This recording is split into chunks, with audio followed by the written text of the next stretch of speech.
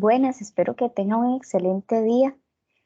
En este video corto les voy a presentar una serie de recomendaciones sobre cómo ustedes pueden mejorar la redacción, la expresión escrita en la construcción de sus trabajos académicos. En este caso, la entrega de esos proyectos que solicita la cátedra.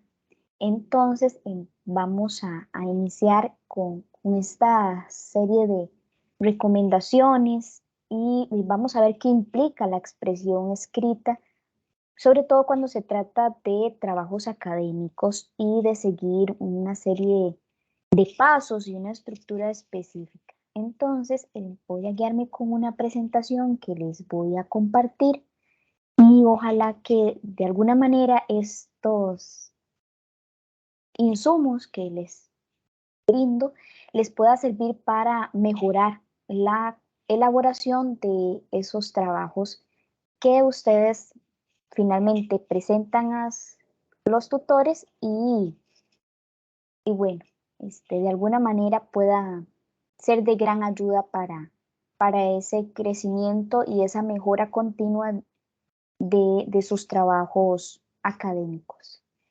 Muy bien, entonces voy a presentarles una serie de diapositivas que elaboré para ustedes.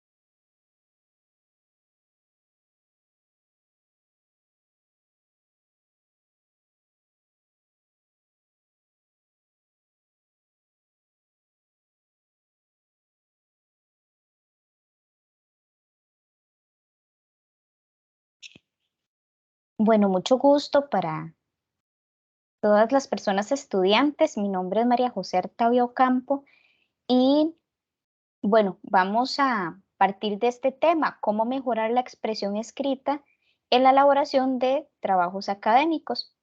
Yo laboro en la Cátedra de Lengua y Literatura y para mí es un placer poder compartir con ustedes en este momento. Muy bien, tengo una pregunta generadora que dice lo siguiente: ¿qué implica expresarse por escrito? Y bueno, cuando nosotros nos expresamos con palabras y las plasmamos en un papel o en un documento que después puede ser impreso o enviado de manera digital, tenemos que tener en cuenta que estamos desarrollando un ejercicio consciente. Y cuando decimos que es consciente es porque demanda la planificación, es decir, un proceso previo o anterior a la escritura o al acto de escribir. Posteriormente, vamos a desarrollar las ideas que planificamos previamente o que escogimos en ese proceso de planificación. Y ese desarrollo de ideas consiste en un proceso que se hace durante em, el, vamos a ver, durante la elaboración de ese trabajo. Muy bien, y finalmente también implica la revisión del texto. Cuando terminamos de escribir es muy importante que se haga una revisión de todos los detalles del trabajo, de sus partes y del todo, antes de enviar el texto a revisión por parte de la persona tutora. Muy bien, entonces ya vimos que tiene 3 etapas, ¿sí? Una etapa previa en donde yo busco el material, escojo las fuentes, selecciono el contenido. Una etapa de desarrollo que se realiza durante ese proceso en donde estamos construyendo ideas, plasmándolas por escrito, dándoles como una articulación a las frases o a las oraciones que lleva esos párrafos y que componen un texto. Y bueno, un proceso final que corresponde a, por así decirlo, lo que implica la revisión del texto. Muy bien. Los trabajos entonces que son académicos exigen la lectura y el estudio de las fuentes de información y también la producción textual. Entonces, por lectura y estudio entendemos que es el proceso que se hace previo y durante el estudio de la asignatura, de los contenidos o de la materia específica, y la producción textual, en donde nos enfrentamos a, ahora sí, plasmar por escrito lo que queremos transmitir según las instrucciones que se establezcan en cada uno de los trabajos propuestos por la cátedra para la elaboración de estos documentos, ¿sí? De estos instrumentos de evaluación. Muy bien.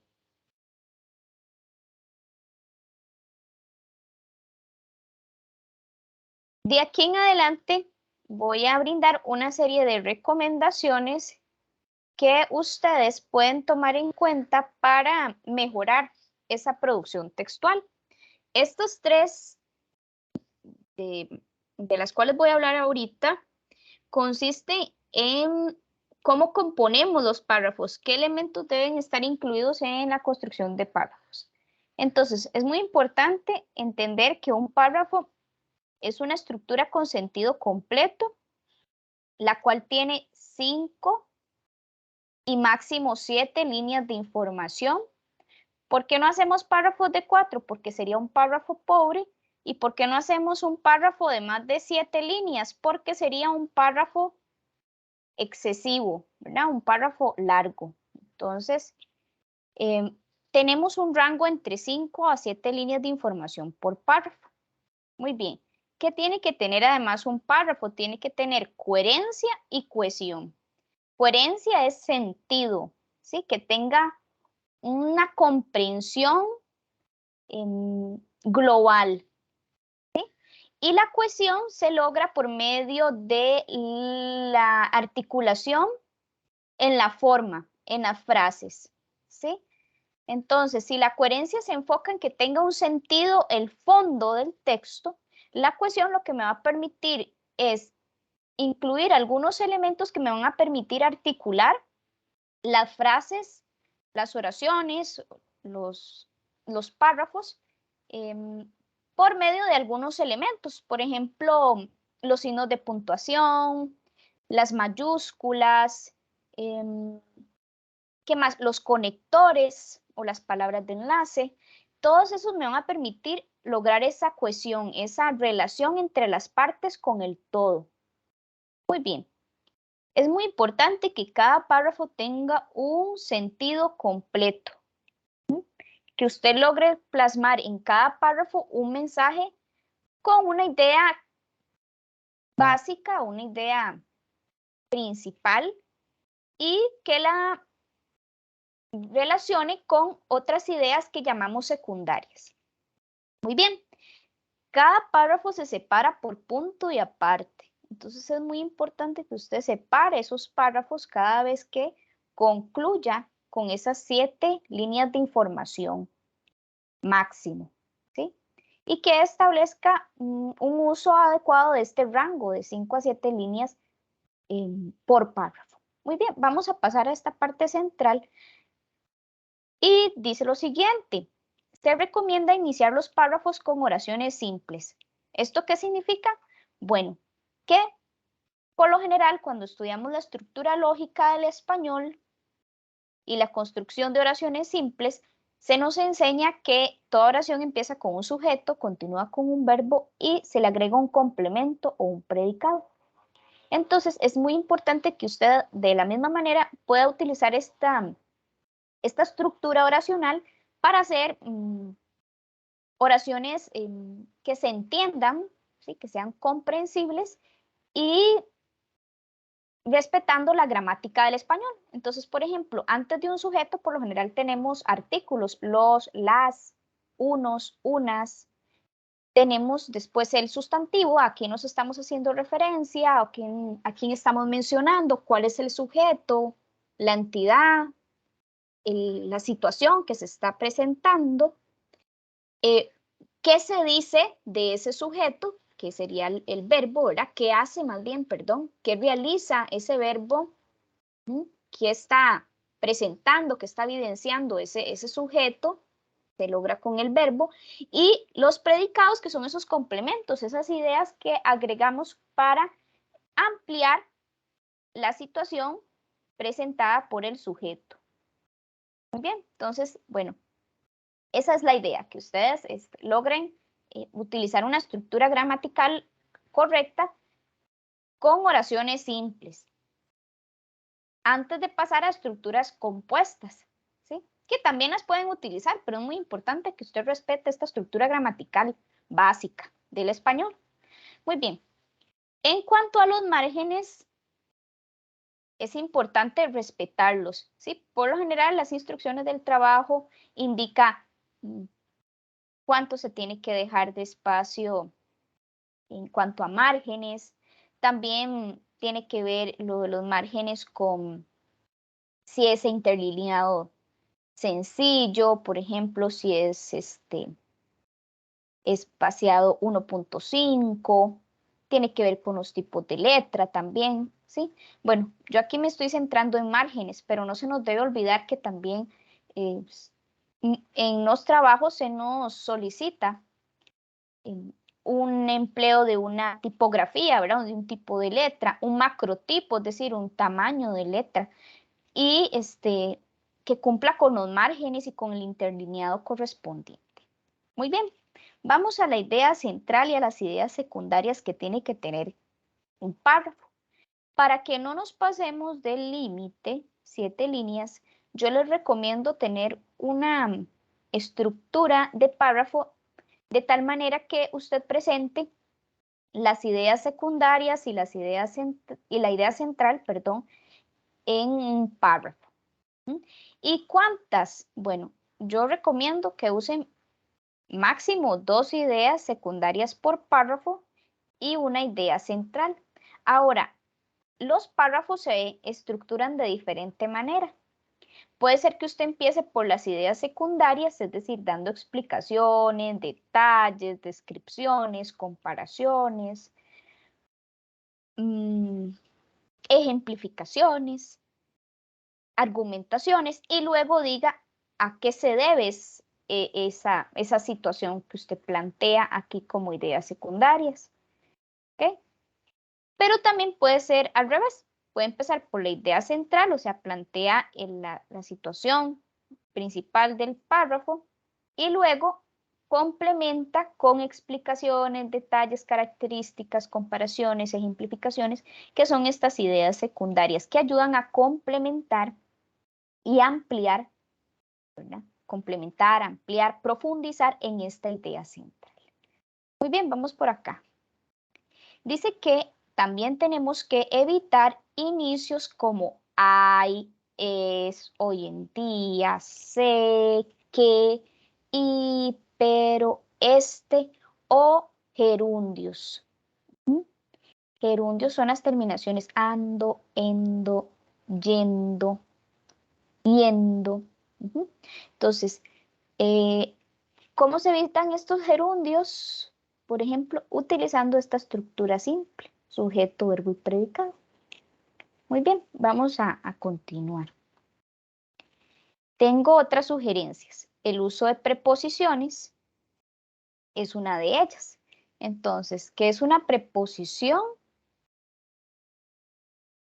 ¿Ah?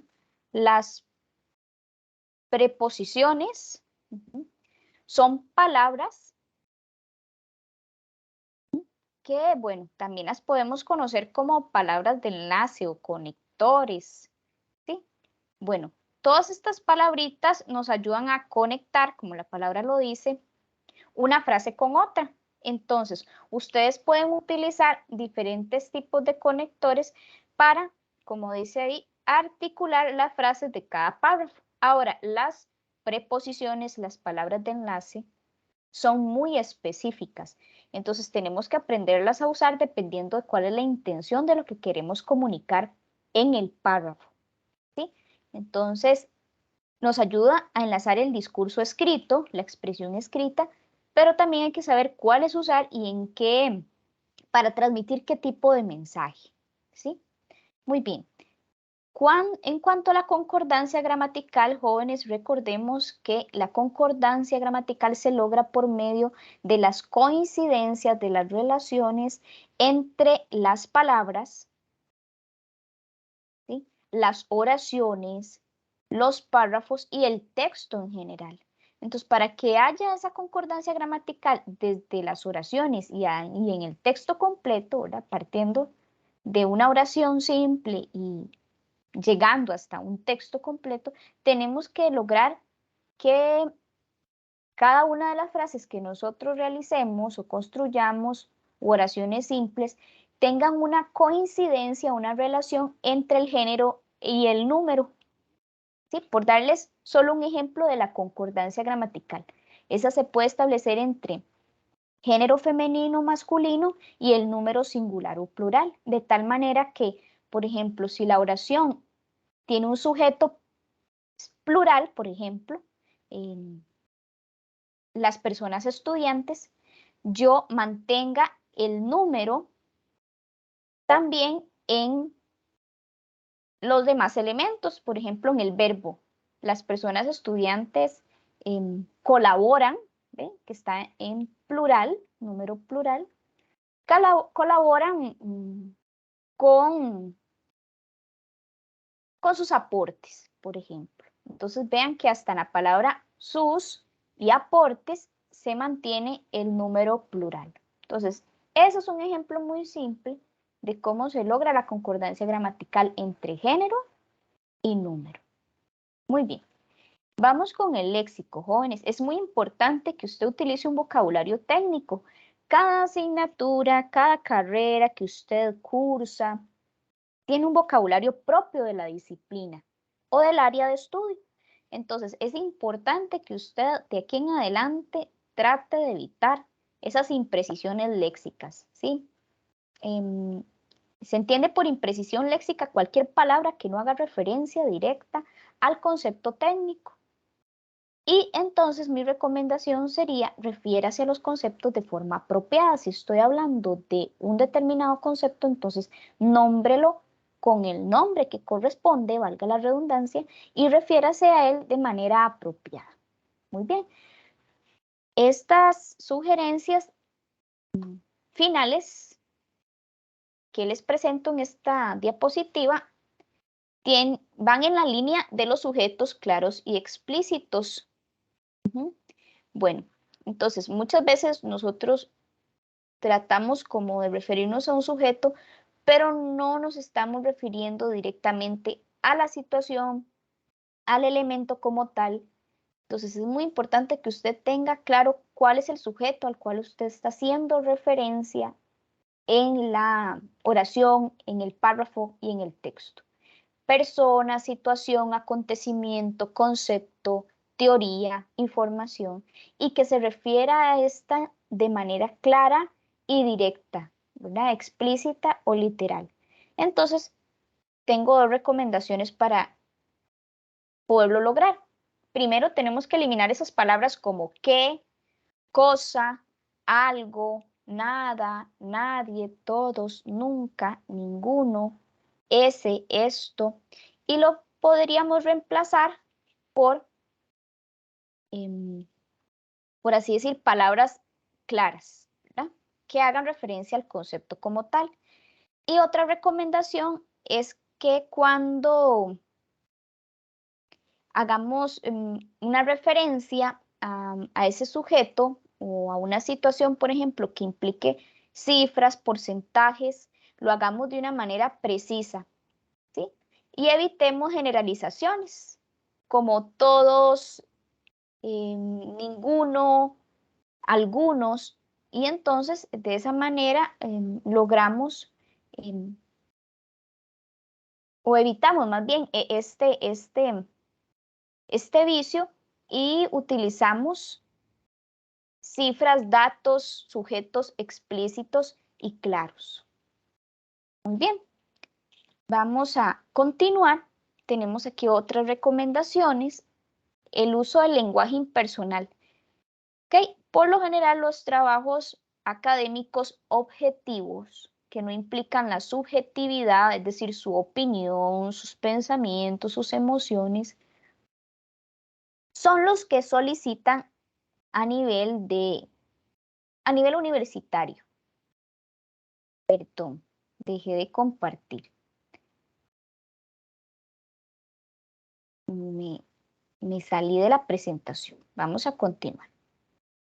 Ok, disculpen. Sí, les decía que el uso del lenguaje impersonal está por lo general presente en la mayor parte de los trabajos académicos universitarios.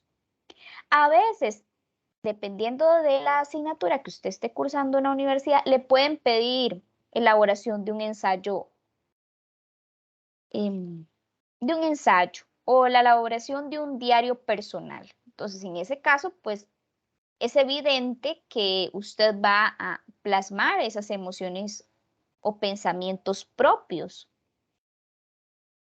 Pero la mayor parte de los trabajos académicos en la línea de la cátedra o lo que solicita esta cátedra van enfocados en que usted utilice un lenguaje impersonal. ¿Y qué es el lenguaje impersonal? Entonces, un lenguaje en donde usted no se involucra, ¿sí? Entonces, evite expresiones como tenemos, queremos, yo espero, yo siento, yo pienso. Y vamos a emplear entonces para reemplazar esta situación la partícula C y un verbo. Entonces vamos a emplear, por ejemplo, oraciones que digan, por ejemplo, a través de este proyecto se espera lograr los siguientes objetivos. ¿Ven? Entonces, de esta manera no me involucré, estoy hablando o comunicando como si fuera un sujeto lejano o externo de la situación y lo logro empleando esta partícula, C más verbo. Muy bien, para la elaboración de los trabajos académicos estamos utilizando actualmente la 6ª edición de APA. Entonces, mi recomendación en este sentido es emplee una apropiada citación y parafraseo y elabore una correcta y completa construcción de las referencias bibliográficas que usted emplea para hacer el trabajo. Entonces, por correcta entendemos que tenga todos los elementos apropiados y de la forma ordenada tal y como se solicitan. Y completa es que no le haga falta ningún dato o información. Muy bien. Por acá tenemos a la derecha vicios del lenguaje. Queísmo, dequeísmo, cosismo. Entonces vamos a tratar de evitar en la medida de las posibilidades la partícula que, de qué y cosa. Estas partículas las podemos reemplazar por cuyo, los cuales, donde, porque, quiénes u otras palabras. Incluso hasta por conectores. Muy bien, entonces es muy importante que usted de aquí en adelante llame a los objetos por su nombre.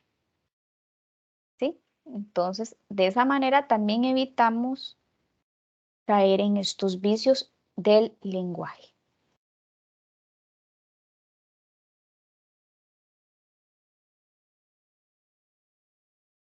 Ok, aquí hay unas recomendaciones cortitas, se las voy a ir también presentando y ya con estas últimas 2 diapositivas estaríamos cumpliendo con el objetivo del video corto. Ok, es muy importante que usted evite repetir palabras. Revise entonces el texto, que es el borrador, antes de entregarlo y reemplace aquellas palabras que repita por sinónimos adecuados y precisos. Sí, existen muchos sinónimos, pero no todos son adecuados al contexto de lo que estamos escribiendo. Muy bien. El uso de las mayúsculas. Entonces, en esta línea resulta necesario que usted revise los usos de las mayúsculas.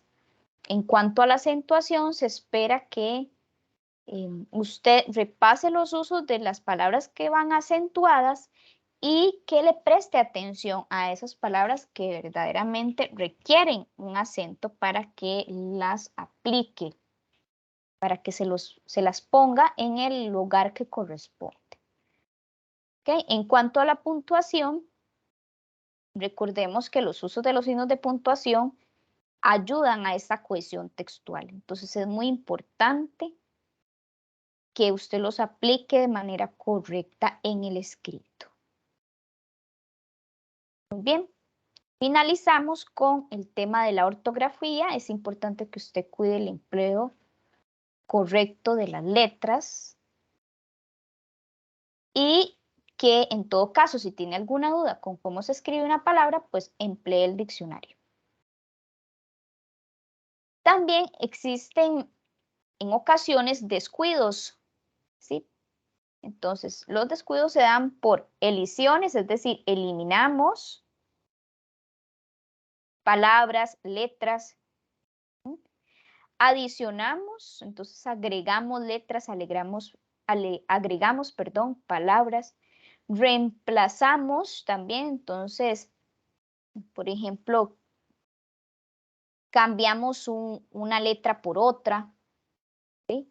O incluso a veces hay repetición de palabras en el mismo texto y una seguida de la otra. Entonces es muy importante que usted revise el texto para que todos estos errores que acabo de mencionar no se presenten en su texto. ¿Sí? Muy bien.